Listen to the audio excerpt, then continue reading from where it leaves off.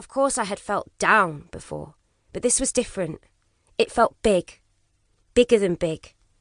Bigger than any doctor or specialist would ever understand. I was deteriorating. I was literally watching myself fade away. I could feel it nibbling at my thoughts and chomping through my spirit. I knew it was happening. I just couldn't shake it off.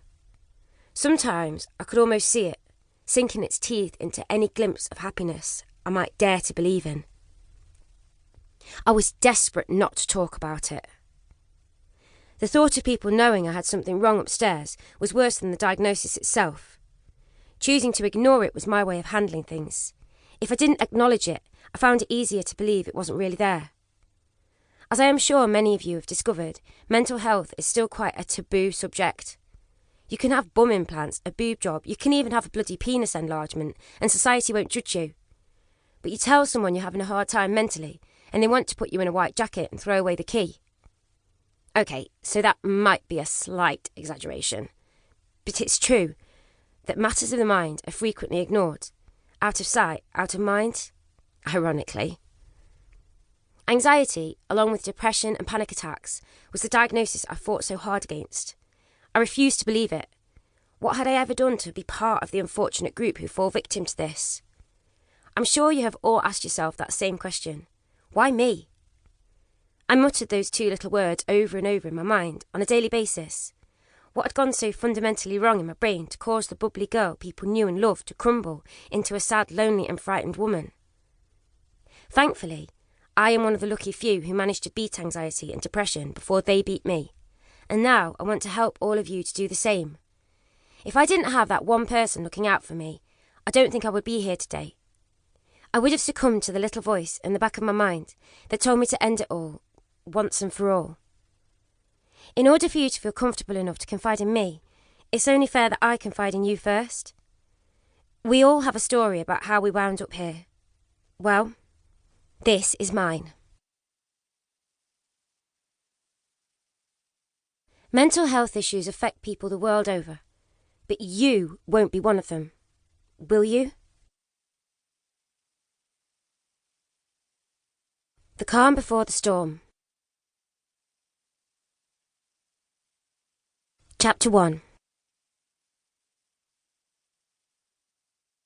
You have the most beautiful eyes I've ever seen, my new friend growls, his leg trembling uncontrollably as he looks me up and down.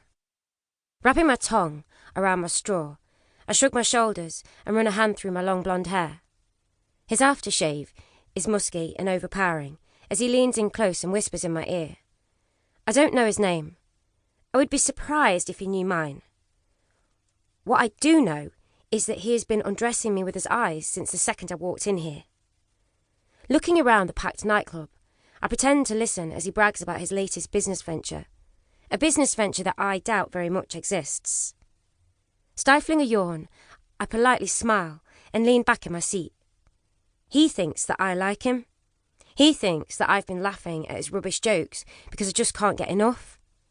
Little does this fool know he's the third so-called millionaire to hit on me this week. He also doesn't know this is all just a game to me.